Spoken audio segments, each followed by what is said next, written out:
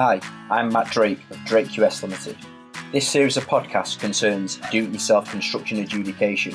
In this series, you'll hear information from Peter Vinden, the Chief Executive of the Vinden Partnership, Paul Jensen, the Principal at Paul Jensen Associates, Michael Pye, the Principal at Pye Associates, Richard Barnes, Senior Consultant of the Vinden Partnership, Kenneth Salmon, Solicitor at Slater Healis, and James Driver, Partner of the construction team at Clark Wilmot, with questions posed by myself, Matt Drake.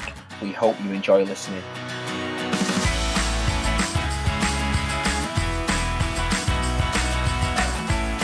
So I'm sat here today with James Driver of Clark Wilmot in Manchester. He's a lawyer. And James, you want to tell us a bit about yourself? Yeah, I'm a construction lawyer, partner in the team here at Clark Wilmot.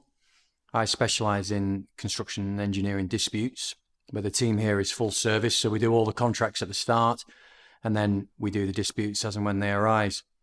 One thing that we focus on in particular is adjudications, obviously a popular forum for settling disputes in construction, and it's something we pride ourselves on having some real practical expertise in. Okay, so how long have you been a lawyer for, James? I qualified in 2001 and specialised in construction since about 2002, 2003. I actually learned my trade in Wythenshawe doing criminal work. All right, okay. So a good 15, 16 years at least then, isn't it? Yeah. Right, okay. And before here, you worked at other law firms in Manchester, is that correct? Yeah, I was the head of the construction team over at Freeth's in Manchester. And then I brought that team over here in June last year. So there's 7 of us now here in Manchester, and we've set up a new construction practice for Clark Wilmot. Clark Wilmot's 6-office firm, but Manchester didn't have a construction practice. So in the same way that Freeth's didn't have a construction practice before we joined in 2014 from DWF, where I was also a partner, we've now looked to set this up here for Clark Wilmot. Excellent. Okay, well, that's good news. I suppose it's good for Clark Wilmot, good for you, good for construction companies in the Northwest as well. So the theme of these podcasts concerns a do-it-yourself adjudication approach. Really, the idea is to give people who are interested in the adjudication process, or those people who have heard about adjudication but aren't quite sure of it, information about that process. Now, the stage we're at today with you is we've got an adjudicated decision and it's not been complied with by the losing party. So what would happen in that position then? How would a construction company, for example, a construction company I would work for, what would we do now to get this decision enforced? It's a very good question. You enforce it in court and there is an expedited procedure, but it's worth taking a step back actually, because it's very relevant to what you're talking about. Adjudication, as you've probably had others comment on, was all about cash flow, making sure that the cash is moving in the industry. And it's still abused now at this point that you're talking about, because a lot of companies will still look to abuse certainly smaller subcontractors who aren't perhaps used to enforcing by just not paying up. They'll get a decision and they'll basically turn around and say, okay, what are you going to do about that? And that does still happen. So what we do is we try to offer an easy route to enforcing it. Okay. So the courts have given an expedited process whereby you can enforce an adjudicator's decision within 31 days. Now, obviously, there is a cost that goes with that. You have to issue the court fee, but you'll get that back. Okay. And that, depending on the amount of the award, that could be up to £10,000, but it's normally less, somewhere between £1,000 and £10,000. Okay. But you will get that back in full if you win. And there is also a barrister's cost at the end of the process, because it's cheaper to engage a barrister to do the hearing. And that can be between £5,000 and £10,000. Right, okay. But again, you get all of that back usually. What we do is we work on the basis that there are very limited grounds for opposing enforcement. So in other words, there's very limited reasons why you wouldn't be able to successfully enforce. And because we specialize in this area, we back ourselves to spot those opportunities. Okay. And we will therefore say to clients, well, look, we'll take the pain and the risk away for you. We'll do it all, and we'll do it on a no-win, no-fee arrangement, so that you can confidently go to court, leave it with us, and not pay anything unless we win. And it gets even better because you only pay us what we get back. So it's actually cost neutral for the client. Yes, which is quite good. And, well, sorry, I'm underselling it there. It's really good because if you are the referring party in the adjudication, you've obviously expended quite a lot of money in preparing your case. You've engaged solicitors, or you may have engaged claims consultants to prepare your case. Depending on which adjudicating nominating body you go to, then there's a fee to nominate the adjudicator. There's costs throughout the adjudication process, with replying to documentation and answering questions of the adjudicator. So all of these costs add up for the referring party. If they win, which they hope to do so, hence why they've started the adjudication, even though they may request the adjudicator to award or for the losing party to pay his or her fees, if this party that has lost doesn't want to pay the fees, then the adjudicator will come back because they're joint and severally liable for the fees. So therefore, the referring party has paid the costs for the referral document, that is. They paid the cost throughout the process. They paid the fees of the adjudicator, which they will obviously seek to recover at enforcement. But it's just costs keep adding up, and it can be quite off-putting to companies. So I like this approach that Clark Wilmot have taken by offering a no-win, no-fee to get the decision enforced. And I think it would be, because when I explain to people of the process to go through, and you can see their face, they're already owed money, and think, oh, we've got to spend some more money, and then we've got to spend some more money. And if we win, we might still have to pay the fee and wait for the money, and then we might have to go to court. All of these stages, albeit this is what we have to go through, it still can be quite challenging from a thought perspective for these contractors. So I think that's quite a good service, actually, that you can offer. I mean, is it something that's been quite a success with what you've done? Yeah, it is. And I think you're absolutely right. The general rule, which anyone who's ever gone anywhere near a lawyer in court will have heard, is that if you win, you'll get maybe 70% of your costs back. And that's obviously pretty unpalatable, because you're thinking, well, hang on a minute, if I'm winning, why isn't this cost neutral for me? The other side should pay everything. But there's always an element of cost that you don't recover. And what we noticed at previous firms, and we've been doing this for a long time actually, there is always an element of irrecoverable costs. So if you go to court on an enforcement normally, most firms, they might charge you £15,000 as a rule of thumb for an enforcement. And of that, you might get between £7,500 and £10,000 back. So there's a shortfall on your costs of maybe up to £5,000, which is coming off your award, basically. You're having to pay that. So we realized that there was a lot of lag and delay and not very cost-effective working in that from our competition. So because we've got such a finely tuned team now, which has got processes in place, and they've done countless adjudications, we have been able to streamline it so that now we're actually able to do it for whatever cost we get back from the other side. It's not a problem. So I can confidently say to clients, not only will it be no win, no fee, but there won't be a shortfall. So whatever I get back from the other side, that'll be fine for me. We'll take that and we'll accept it. Yeah. And therefore, it is genuinely cost neutral to the clients. So they get through that process, even if the paying party is delaying in payment and trying to frustrate the process, we will get them through those 4 weeks, and it's cost neutral at the end of it.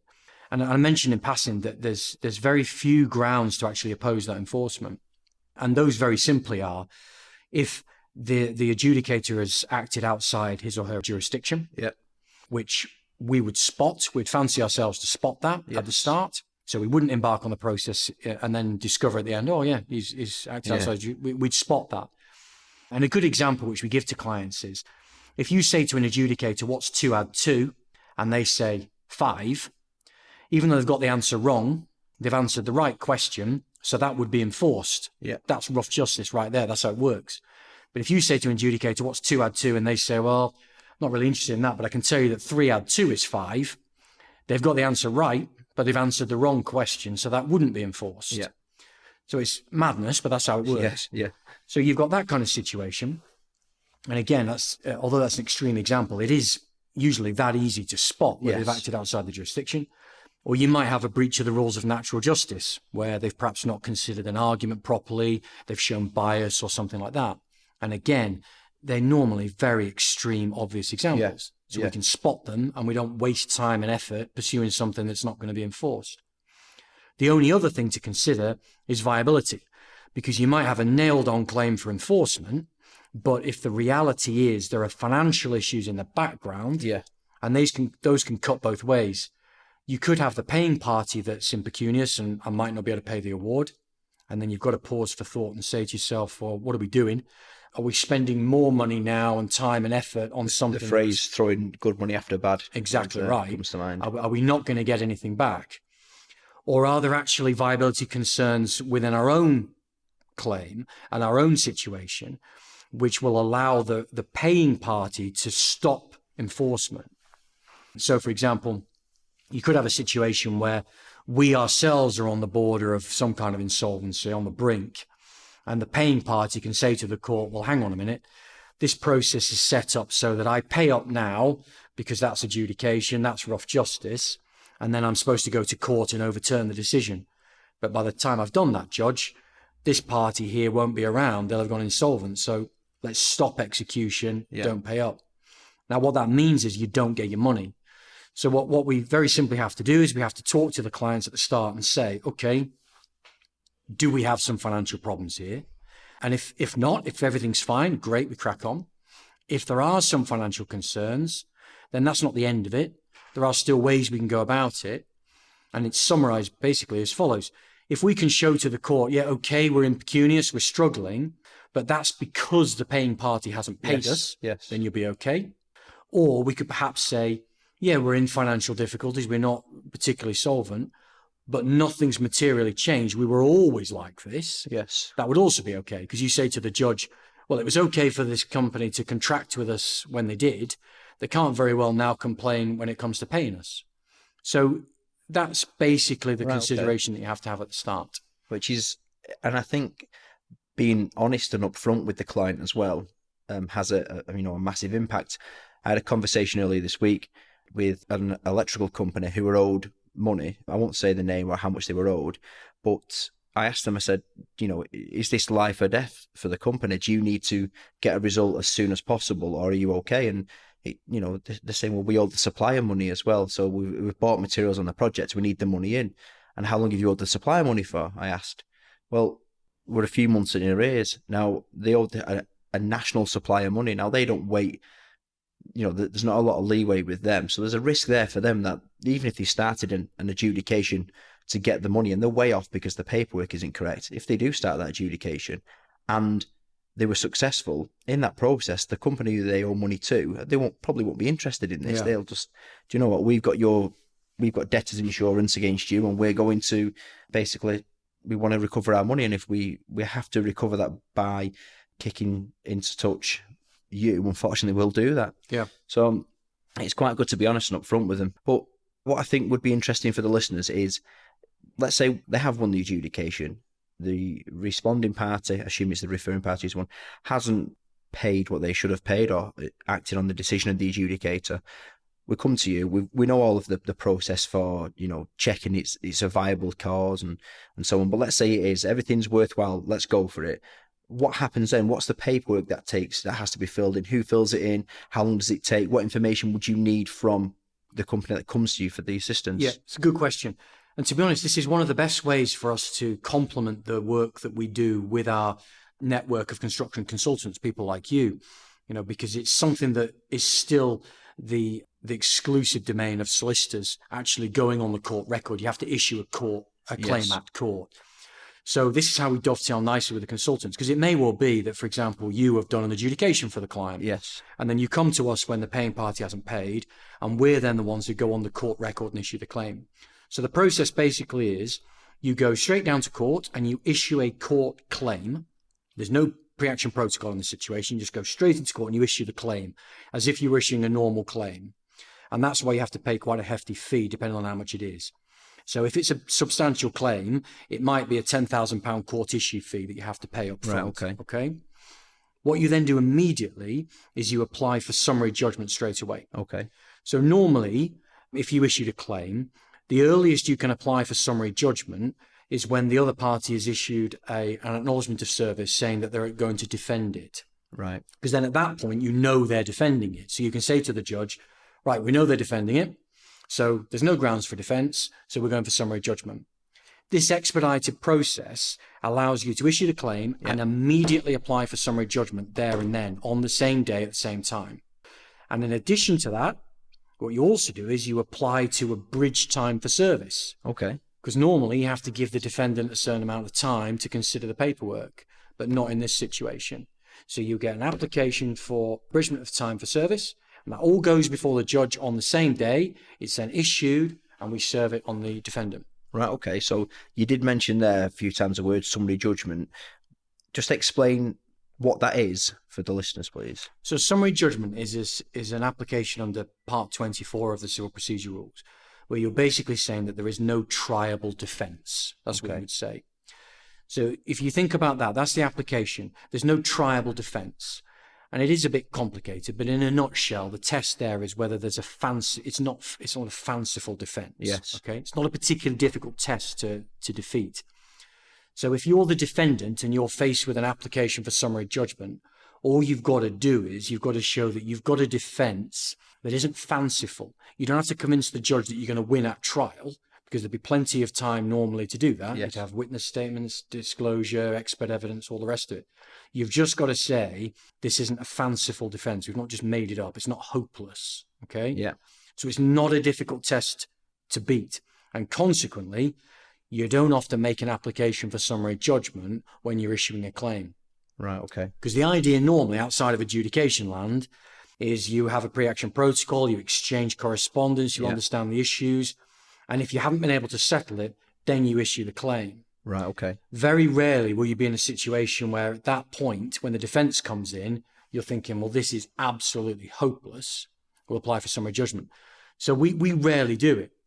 But in adjudication, the process that the court has given you is that expedited process. It's basically saying, issue your claim. And because this adjudication decision will be enforced, apart from in the scenarios we've discussed, you can have your summary judgment because it should be enforced routinely. So bang, summary judgment application. They don't need long to consider it. So we'll abridge time for service, and then they put a defence in. And you have this period. What the rules basically say is, from that day that you go in and issue the claim, there'll then be an exchange where they put a defence in, and there will be a hearing date. And the idea is that hearing date is supposed to be within 31 days if you start in the process. So if you think about it as just over a month or a month process from start to finish. And at the end of that process, you would have a court hearing, and the judge at that hearing, he wouldn't go behind the adjudicator's award. He wouldn't start thinking, well, is it a meritorious award? Has he got it right or is it wrong? They would just look at what we've talked about before. The court would just consider whether there'd been a breach of the rules of natural justice. Yes. Or maybe there was something that was outside the jurisdiction. And if none of that applies, and there aren't any of these financial issues that would justify staying execution, you get your judgment. On that 31st day, you would have a judgment. And then you've got a court judgment that says that they've got to pay. Might say they've got to pay straight away, might say within 7 days, might say within 14 days. But you can then enforce that judgment just as you would with any other court judgment. Send the bailiffs in, wind them up, whatever you want to do. Yeah, and that particular stage, if you are the losing party and you've got this summary judgment against you, you've got really, I gather there's no other point then other than to pay what the decision is. That's the idea. Pay up now and litigate later is the phrase listeners probably heard. And that's the idea. And that's why I mentioned a little while ago that can be a ground to stop in the process. If you say, well, that's all very well paying up now, but I pay this money to these people now and they're insolvent next week, I'm not going to get it back. So that's why it's important to look at viability. But I mentioned in passing there as well something else which is worth considering, winding up. We get asked all the time, well, why do I need to bother with this expedited process? Why can't I just go straight to threatening a winding up petition? And the answer is, well, you can, but you're not supposed to. And the courts have given very clear guidance in recent judgments and have basically said, look, we've gone to the trouble of giving you this expedited, bespoke process. Please use that rather than darkening our door with winding up petitions when it's not appropriate. Yeah. So you have to pause for thought before you do a winder. But that doesn't stop clients from threatening it. Clients quite like the idea of saying, right, well, you are impecunious, you can't pay your debts when they fall due, got this adjudicator's decision, we're going to wind you up. Right. And it still happens. We still get asked to do it. And it's not an unmeritorious approach, but the truth is you're not really supposed to do that. One thing I think the listeners would be interested to know is, you mentioned at the beginning, you go off to court and you issue the papers. How long does it take to prepare the papers? And for the listeners, are you physically handing these papers in or are we submitting them online? Yeah, good question. We tend to physically hand them in. Okay. We've got a streamlined process now, which means that we aim to get papers issued within a maximum of 24 hours. So we can, if a client rings us on a Friday night and says, right, this money's not come in from the paying party, I want you to issue proceedings. What we tend to do then is, depending on what time it is on Friday night, we would write to the other side and we would say, you've not paid. We're putting you on notice now that we're enforcing this decision. We'll be enforcing usually within 48 hours. And so if I wrote on Monday, we'd probably say, if you haven't paid by close of business tomorrow, Tuesday, Wednesday morning we'll be in court. And then the honest truth of it is, we're then in a race because we're on a no-win, no-fee with our client. Yes. What we have to do then is we have to run around like lunatics and get the paperwork issued. As soon as it's issued in court, there's a liability for costs. And what that means is we get the papers issued, drafted up. We then literally run to court, get into the court office, hand it over to the desk, gets it stamped, and then it goes to before the judge. As soon as it's handed over to the court clerk and stamped, that crystallizes our entitlement to costs. Right, okay.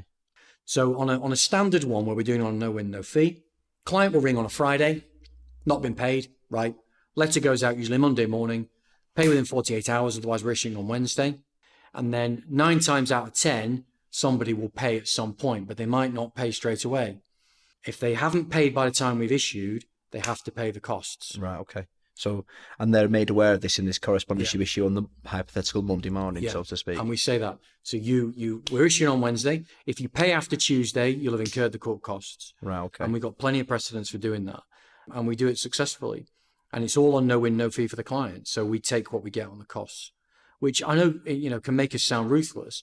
But remember what's going on here. This is all about getting cash in for the client. Yeah, and I suppose, I don't believe that it is a ruthless approach because, as I said earlier, if you are the party who is seeking money, which is why you've gone to adjudication, you're already owed money and you keep spending money. And how much can you afford to keep spending before you get a result? So I think it's a good service, definitely. After these, let's say the 48 hours has passed, nothing's happened, documents have been served at court. Is it 31 days from that date that thereby they'll have the judgment? And is there anything else that has to take place during that period from you or from the company you're representing? We basically sit on our hands then once we've issued it and wait and see what comes back. The other side might put evidence in response along the lines of jurisdictional challenges or natural justice challenges, or they might apply for a stay of execution. So they put evidence in about our financial position or whatever. Okay. That's what normally comes back. We would then have an opportunity to respond to any of those arguments before the hearing. Could you remain quiet and then do nothing? Entirely up to you. You could do nothing, but you'd probably want to go back depending on what they came back with. Yeah. And then you would have your hearing. Now, what has been happening is that people have been trying to frantically run around and issue a Part 8 claim to try and catch up with the enforcement proceedings. So if they've got a decision where they're thinking, well, actually, we don't like that decision, so we're going to try and get the judge to tell us at that hearing on the 31st that the decision was wrong, plainly wrong. So imagine the adjudicator said 2 add 2 is 5. You've still got a valid claim you can enforce. What they might be doing is frantically running around to get a decision to say that it's unenforceable because it's wrong. Right. That can happen. But those are complications that we're used to and we deal with the client. Yeah. And that's why it's something else that we would factor into our initial review. And as I keep saying, where we pride ourselves on doing this in the right way for clients, and where we've been, to be frank, so successful in gaining market share because clients have liked it, as you would, we're sharing the risk of the whole thing with them. So unlike a lot of firms, who I'll be frank with you, they will say, well, an adjudication enforcement's £10,000, £15,000. The other side come in and you pay me that win, lose or draw. If the other side come in with this Part 8 application, then the firm will be thinking, great, so the costs have doubled up now, it's now 30,000. Yeah. They're not sharing any risk with the client, they're just making money. Whereas we're kind of incentivized and invested in the process, we anticipate these arguments. So if the adjudicator said 2 add 2 is 5, it's in our interests as well as the clients to flag that early doors and say, all right, but look, these guys are cute, they know what they're doing, they'll probably try and overturn that. So this isn't going to be as simple as we think. Let's look at other ways around it. And all of that investment that we have with the client and that risk sharing, I think unavoidably makes us more commercial and better advisors because we're in it with them. Yeah. We're not incentivized for this to snowball into a huge claim where our costs are at risk. Yeah, definitely. We only get paid if the client gets paid. Yeah, and you're right. If you if your fee is at risk, then you are more involved in the process, and you're working for your money. You're preemptive as well. I'm not suggesting that other people don't work for the money there, but what I'm saying is you know you're not going to get anything until it goes in your favor, so to speak. Correct. And that's the thing. That's where we've won market share. When I set up the business at Freeth, everyone said to me, "Oh, the market's saturated. There are too many construction lawyers." There's a lot of construction lawyers, but at the risk of underestimating the competition, none of them are doing what we're doing. We're saying, no, we need to keep this simple. We want to get your money out of it, and we want to get our money out of it quickly as well. So we're all invested in the process. So we preempt things, we get ahead of things. We've got streamlined processes. We get stuff done quickly. Yeah. So if you went to one of our competitors, they might say, well, it'll take us a week to issue the claim. We do it in 48 hours because we know we've got to get it done quickly. Yeah. I think a client is best served from a consultant, and let's assume lawyers are consultants in this process, but they're best served if you cost them the least amount of money. That doesn't mean you devalue your fee. It's just that you get the job done as quickly as possible. Yeah. And if you get the job done as quickly as possible, then the client is happy because they've got a decision or an action in their favor as quickly as possible. It's win-win because that will be passed around.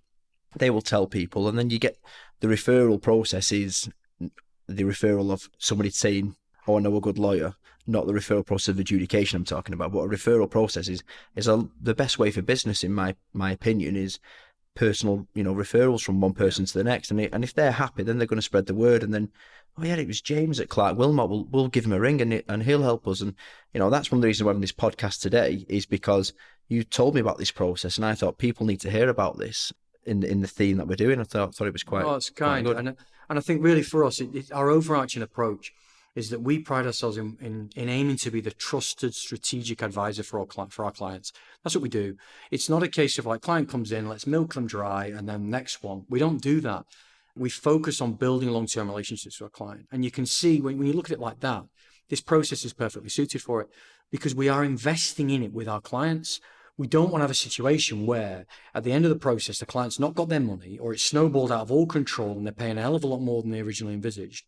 And we're banging on their door saying, pay us our fees regardless. We get ahead of it and we say, it's fine. You want your money? Fine. We'll get you your money. We'll get paid because we're not a charity, but somebody else will pay for that. And if they don't, then that's because something's gone wrong. And 9 times out of 10, if it's gone wrong, it must be because the lawyers haven't called it right. That's the truth of this process because it's so streamlined and it's so well documented and process driven. There's so few grounds to oppose it. It's one of those situations where something's gone wrong if it doesn't work. Yeah. Now, don't get me wrong. We're not naive enough to think that people don't tell porkies from time to time. And we have to trust our clients when they tell us about their financial position. And we do our own due diligence as well. And that's where it dovetails nicely with the relationship with consultants because the consultants give us most of our referrals. So we have a book of consultants and you're one of them who we trust. And you've kind of done the due diligence for us as well. So when you say this client is what he says he is, then we take a lot of comfort from that. So it's not something that you can just like offer out to the marketplace and not do any due diligence on. We offer it to the market, but we do our own due diligence. We're commercial people first and foremost who happen to be lawyers. That's how it works. Well, brilliant. Well, I think a couple of final questions now. I've heard plenty of times where companies have been told, don't go, it's not worth it. You're owed 30,000. It's not worth going to adjudication. You're owed 30,000 because it's going to cost you that. And I think I'm a little bit taken back when I hear things like that because £30,000 is a lot of money. And I understand that costs can be excessive in the process for actually compiling the documentation, obviously the risk of which way the adjudicator is going to award who pays his or her fees, and then obviously talking about the enforcement process and all of this that goes on. And if the person who owes you money becomes insolvent in that process, then it is a risk. But would you say, honestly, is there a cut-off in terms of value? If somebody come to you, would you say, I mean, you don't have to answer this, but would you say anything below this, it's probably not worth it, it's best to try and do a deal? No, we've not had one yet. And to be honest, that kind of conversation has only taken place beforehand because it's been the consideration of the adjudication. Somebody's decided it was worth adjudicating over. Yeah. And then you come back, and now admittedly, you might have claimed 100 grand and the adjudicator's giving you 10. He's not giving you the full amount. But yeah, almost certainly we can justify enforcement for anything that you're awarded. If the adjudicator's awarded you £1,000, even that we can actually justify, because we would say to the other side in this letter I keep talking about, this might only be £1,000, but we are going to enforce it unless you pay it. And then the cost will become disproportionate, unavoidably, Yes. to the amount. But that's your problem paying party. We're putting you on notice that it's within your control now to stop the cost becoming disproportionate by paying up. The courts certainly won't take any different view on this process just because of the amount in issue. So in answer to your question, we can enforce, in the way I'm talking, any amount that's awarded. Okay. It's just that our costs may well be disproportionate. But this is the advantage of using us as opposed to competition, because you can't use the competition to enforce because they'll bill you regardless. And their costs will be disproportionate. Yes. But we only take what we get. So whatever I get, I'll take. Well, the reason I asked that question is it was a few years ago, and a client of mine, we'd won an adjudication on the failure to pay a notified sum, and it wasn't a lot of money in the context. It was about £11,000, and we won the adjudication. They still wouldn't pay. We ended up at the court in Manchester for enforcement, which we did win. But the losing party, rather than just pay the £11,000, they then incurred the court cost process for about £7,500, and it was just startling to me that it was more of an ego perspective. I'm not backing down. I'm not paying you. I don't think I owe you the money, regardless of this particular individual being informed by the people who represented him and the adjudicator who made a decision against him that he just needed to pay the money, and he didn't do that. And I thought I'd ask because, I mean, I know we get that, and we can have I suppose, thinking of it from a male perspective, the alpha male. I'm the dominant male. I'm going to make sure that I don't lose to you regardless. And if I do lose, I want to show you that I can afford to pay £7,000. Nonsense. I think, you've got to look at it from a business point of view. And that's why I was just asking, would there be a point where you cut off? But I think you answered that earlier when you said you've already done the due diligence. You know the chances of winning are a high percentage chance. So if you know that, if it's £5,000, well, let's get it enforced. Let's get the money in, because that's the whole line. You wasted your time going through adjudication then. If you have. And I said it a little while ago, you're absolutely right. When I was saying take a back step and think about what's driving this whole process, it's cash flow. Yes. And there are still, unfortunately, plenty of people who will subby-bash even at that late stage when they're facing an adjudicator's decision that they don't like. They'll still take that approach you're describing. They'll be looking at the subby or the contractor and saying, well, what are you going to do about it? Are you really going to go to court to enforce that 30 grand? Because I've got deeper pockets. I can afford to defend it. And unfortunately, a lot of subbies will say, well, no, we can't really afford it. But if your lawyer's saying to you, you've got a nailed on claim and I'm going to share the risk and I'll take what I get, so it'll be cost neutral for you, it's a game changer. And we don't say that hypothetically. We know it is because of the kind of adjudication enforcements that we've been doing. Clients are now looking at debts in that kind of range, and rather than writing it off, are thinking, actually, you know what? No, I'm going to go after that because it's meritorious claim. It's a meritorious claim, and my lawyers are backing me on it. And the other thing as well, forgive me for saying it, but people will do what everyone does. They'll check us out when they get that letter, and they'll see that we are actually specialists. This is what we do. I'm not doing like a luxury yacht claim tomorrow and then something else the week after. All we do is construction. Yeah. So they'll look at us. They'll see what we do. They'll see that we're all ranked and we know what we're doing. We've got the cases after our name, blah, blah, blah. And people do sit up and take notice. So what I would say, it's hard to put a number on it, but what I would say is more often than not, when we write that first letter and say, you've not paid, just to clear up any misconceptions, client is taking it seriously, we'll be in court on Wednesday morning unless you've paid, and then you're going to have to pay our costs as well. That often unlocks it. And people think, right, okay, they've upped the ante enough now, I will pay it. Yeah. And that's why I say we end up in a race, because quite often someone will pay on the Thursday. And at that point, we have to remind them that's too late and they have to pay us now the costs. Yeah, the court. Yeah, and we get that quite a lot. But that's because of the egos you're talking about. The receiving party have thought, you know what? You're saying Wednesday, I'll pay you Thursday. Yeah, stuff it. Yeah, I'm not doing what you tell me to do. And that's where our processes pay dividends, because we say, well, that's all very well and good, but you have to pay for the privilege of doing that. So your principles have cost you £3,000 or whatever it might be. And that does happen. But I don't lose too much sleep over it because I can see it for what it is. It's subby bashing or it's contractor bashing, and they're thinking, oh, I'll pay you and I'm ready.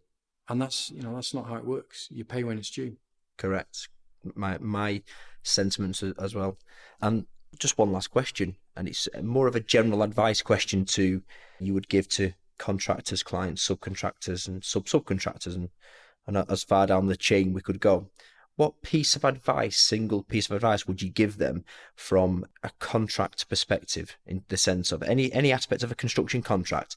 What would you tell them to look out for, or what advice would you tell them to seek? What would it be? One particular bit? Well, if it was one word, it'd be records. Every time, have records. And in conjunction with that, don't ignore your contract. All right. And this is the other part of our business that we do, as part of this approach of being trusted strategic advisors. We tell our clients to talk to us about the contracts, so that we can flag the problem areas where they have to give notice in time, the condition precedents, things like that. Because the balance you have to strike as a contractor or subcontractor is not that difficult, but it can seem too difficult. You want to look contractual and professional, and you don't want to prejudice your position, but equally you don't want to look adversarial and overly combative, so you don't get the work in the first place, or you fall out with your client straight away. So get your notices in and have records. Don't back end everything. Don't be afraid to say to a client, thank you for this instruction. That's obviously a variation instruction, and there will be an extension of time claim on its way, additional cost. You've got to do it. If you do it in the right way, it's well received, or it's certainly not badly received. And that's to be the key message. Don't ignore your contract and keep good records. Fantastic. And that's kind of like the phrase I always use, which is the contract runs the project. If you follow the contract, it'll help you run successfully and deliver the project. But there are risks with that, and that it comes down to the perception of the administration of the contracts from the other side. Are you being too aggressive? Are you not? But at the end of the day, you're in business to make money. And if that's at risk because you don't follow the contract, then that's where we have issues. But that's the end of this podcast, and I'd like to thank James for his time. Very insightful. James is at Clark Wilmot. I will make available his contact details on the website through the podcast. So if you want to get in touch with him, do so. Thanks for listening.